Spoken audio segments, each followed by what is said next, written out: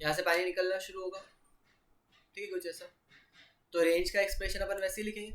यहाँ की स्पीड तो अपन लिख ही सकते हैं, लेट से ये वाली जो हाइट है ये y मान ली हमने। यहाँ से यदि अपन यहाँ से देखें तो इट विल बी बेसिकली ये वाली हाइट जो है वो h हो गई, और ये वाली हाइट माइनस h, तो ये वाली y की वैल्यू हो जाएगी h माइनस h, वही पुरानी जैसी वैल्यू, ठीक है।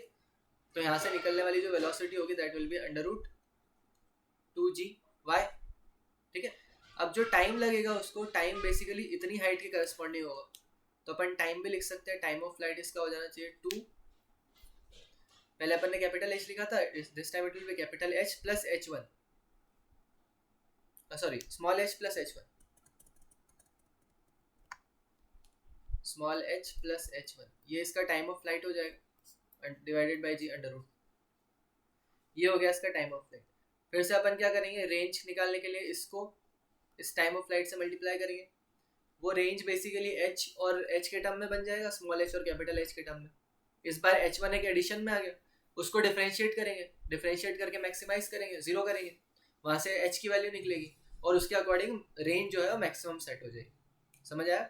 तो कोई भी जनरल क्वेश्चन हो, उस जनरल क्वेश्चन में प्रोसीजर यही रहेगा, सबसे पहले अपन निकालेंगे वेलोसिटी और ये इक्वेशन यूज करके, फिर time of flight, time of flight से निकल आएगा रेंज, रेंज बेसिकली इस वेलोसिटी का और टाइम ऑफ फ्लाइट का डायरेक्ट मल्टीपल होगी। अब रेंज यदि हमको मैक्सिमम करने को बोला है तो अपन डिफरेंशिएट करेंगे इसको, D R by D small h के करस्पॉन्डिंग उसको जीरो करेंगे, वहाँ से h की वैल्यू आएगी, ठीक है। h की वैल्यू अपन वापस इस फॉर्मूले में पुट करेंगे, तो वहाँ से अपने को मैक्सिमम रेंज मिल जाएगी। क्लियर है ये वाला प्रॉब्लम, ठीक है। अब जो अपना एक और प्रॉब्लम बच गया था वो था टाइम ऑफ फ्लाइट वाला, sorry time to empty the container, उस पर अपन फोकस कर लेते हैं।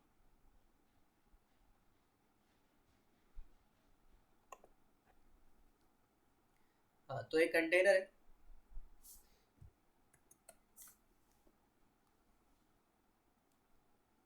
इसका एरिया हमें देके रखा है A,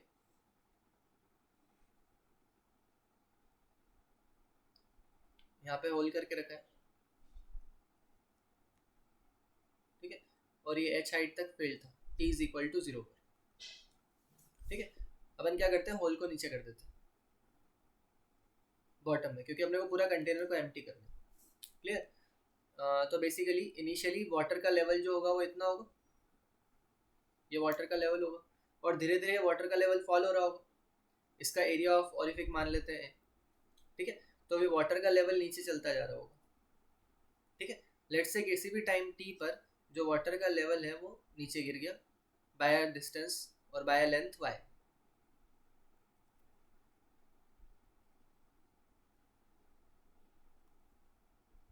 यहाँ पर आ गया, ठीक है।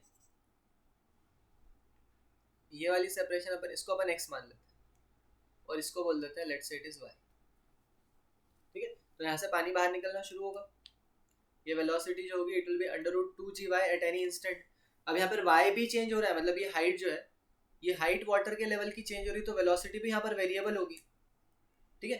तो अपन सीधा सिंपल कॉन्सेप्ट नहीं लगा सकते, अपने को पहले सोचना पड़ेगा क्या करें, ठीक है।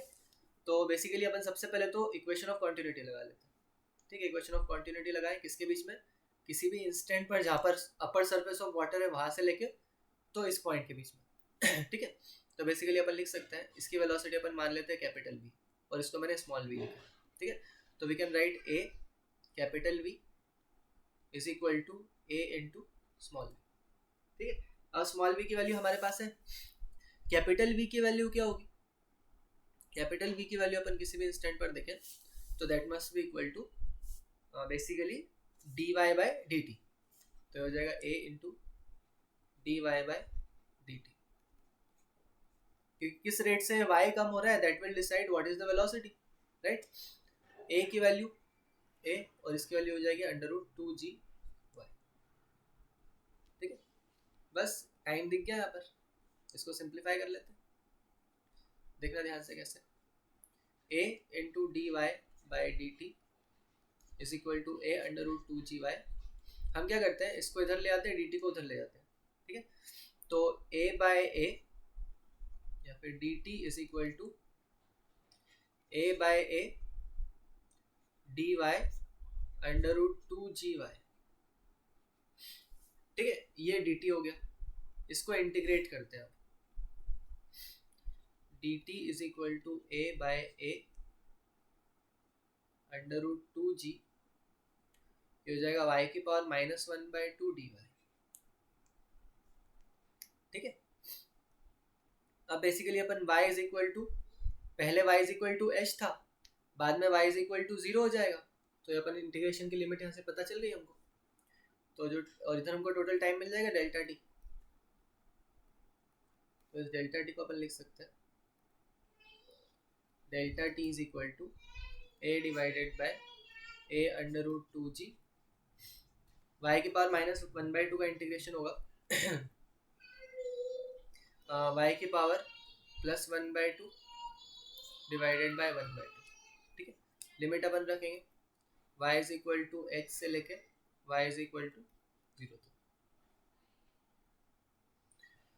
ठीक है। इसको सॉल्व कर लेते हैं, डेल्टा टी हो जाएगा delta T is equal to a divided by a √2g, इधर बचेगा 1/2, तो 2 ऊपर चला गया, y की पावर 1/2 मतलब h की पावर 1/2, ठीक है। ये टाइम हो गया डेल्टा टी,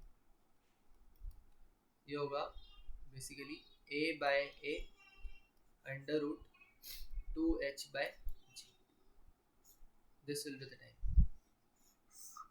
इतना टाइम कंटेनर को एम्प्टी होने में लगेगा, समझ आ गया। अच्छा, अब यहाँ पे एक चीज़ और ध्यान रखना कि अपन जब सॉल्व करेंगे इसको तो माइनस साइन आएगा, y इज इक्वल टू 0 रखा, y इक्वल टू h रखा, तो यहाँ पे एक माइनस साइन आएगा, ठीक है।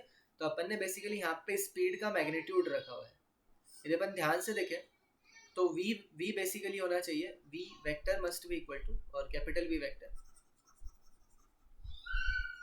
कैपिटल V वेक्टर होना चाहिए minus of dy by dt।